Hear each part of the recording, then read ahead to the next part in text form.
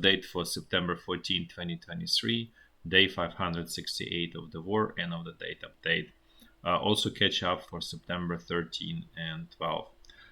So I'm gonna do as always first general overview, and then I'm gonna switch to the situation on the battlefield. So the first one is China. Chinese Minister of Foreign Affairs is going to visit Russia in a few days. At the same time, Minister of Defense Chinese decided not to meet with Vietnamese counterparts, and this is probably tied to the recent agreement that U.S. had with Vietnam. So it feels that basically Vietnam is getting aligned with the U.S. And the driver for that is probably threat that's coming from China, especially southern China Sea. And the same why Philippines is aligned with U.S. Basically, all of this aggressive push by China, uniting its southern neighbors against it. Essentially, that's in a nutshell what's happening there. Obviously, they are not matched to China, but nevertheless, if they have backing of the West or US, Japan, and so on, that's obviously a much stronger position. At the same time, it makes them turn them into potential to battlefield. Then situation switch a little bit to closer to the front line situation in Russia with Russian crude oil exports is actually getting significantly better. So the euros is selling for 75 US dollars per barrel, and there is also ESPO, which is Far Eastern blend. That sells actually somewhere plus minus around Brent, and I think Brent was like 93 or $94 per barrel. So, and if my memory is correct, is ESPO is about 70% of export, and sorry, ESPO is 30%, and euros about 70%. So, blended price is what Russia is getting is probably somewhere about $80. So that's significant flow of US dollars, euros into the Russian state budget, which will obviously will translate into better situation in the state finances and overall, or at least stabilize it. Even though looks like Russian ruble continued its slide, resumed actually its slide again. Seeing it was like 97 rubles for $1 today. So and this is probably driven by the relentless printing of money by the U.S. By Russian government to finance war efforts. This is purely basically the war is a black hole for all of the resources, including finances and expenses. Is obviously through the roof. There's no question about that. Even high price for crude oil doesn't compensate it. And as I mentioned before, natural gas is essentially that part that's roughly, let's say, 50% of Russian export potential. That's essentially that. Also situation with the gasoline and diesel fuel is getting worse by day in Russia. I don't know at which point it will become explosive, but the price continuing going up, and it's reaching about some slightly above 80 cents uh, per liter in the retail. So it's clearly, and for Russia it is expensive. Let's put it this way: the distances are not small, and so on. So and obviously the purchasing power of people, ordinary people, is much lower than, let's say, in Europe or US and so on. So it really hits quite significantly. But the more important is obviously the business, the sort of producing part of the economy. And so we'll see how it all plays out. But situation is definitely not under control in that respect in Russia. And I'm not saying that this is at the same time. I just want to make it clear. Doesn't mean that Russia will collapse tomorrow or in a month and so on. There is significant sort of cushion of sort of ability to absorb negative shocks in general in Russia as a system. Let's put this way, just because it has so many resources.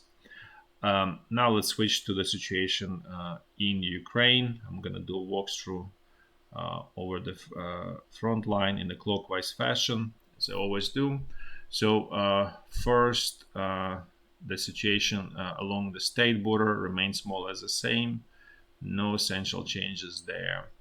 The situation on the North Lugansk front line is, I would say, sort of returning to more frozen than it usually was past a couple of weeks, where there was some Russian pressure, but essentially it's completely frozen again.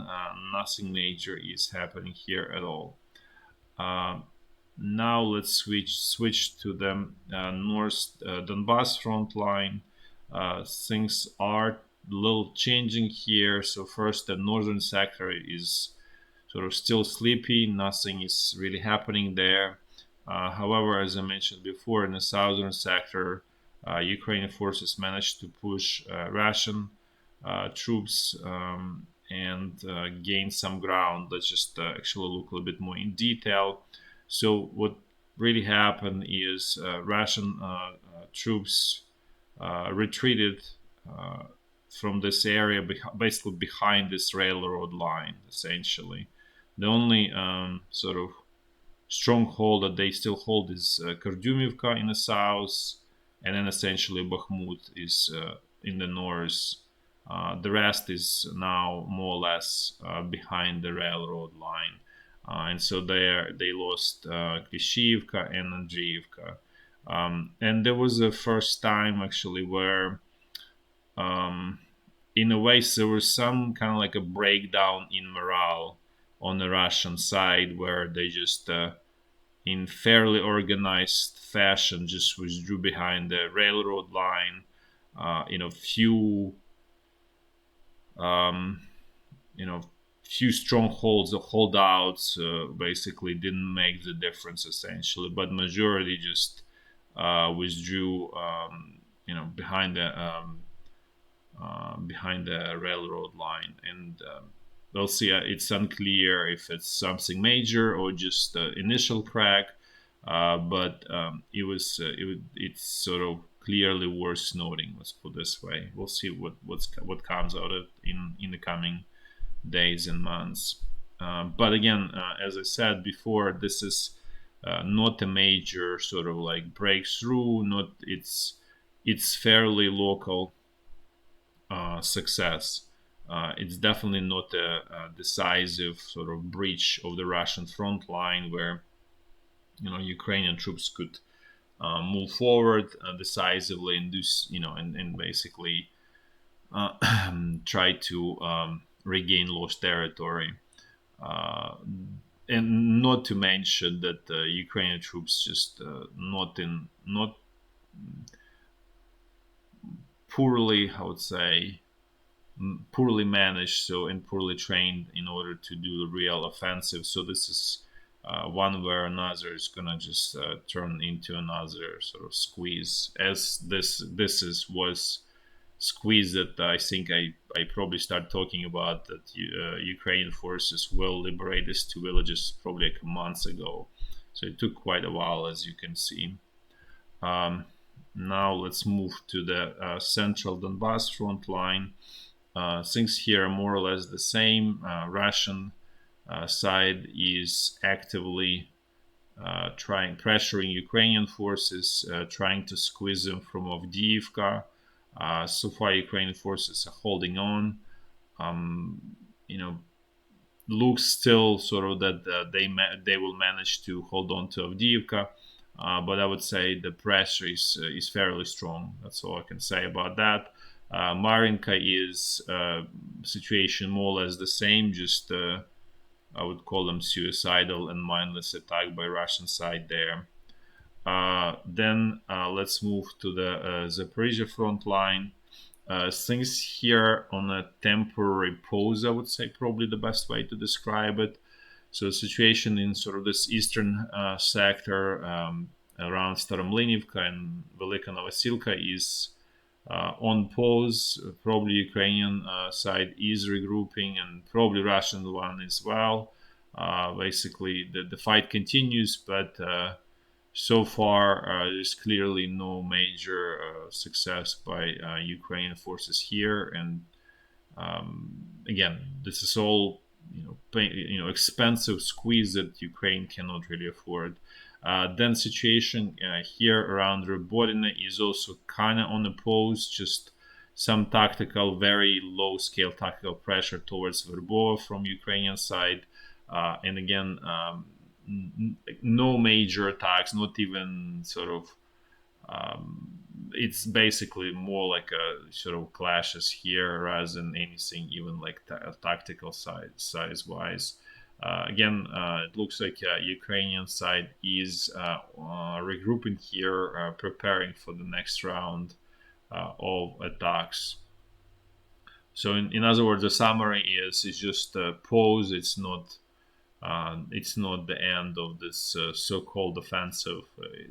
I would say it's, as I said many times before, it's not truly offensive. Just I don't even know how to call that.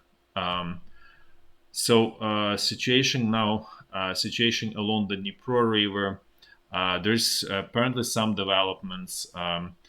Ukrainian authorities are evacuating civilians along the Dnipro River here in this area. And the Russian side is super alerted and expecting major, basically, landing operation and attempt to actually breach out of the bridgeheads and exploit that situation. So we'll see if that's correct expectation by Russian troops, but that's how they feel. Let's put it this way. That's all for today. Thanks for watching. Until next time.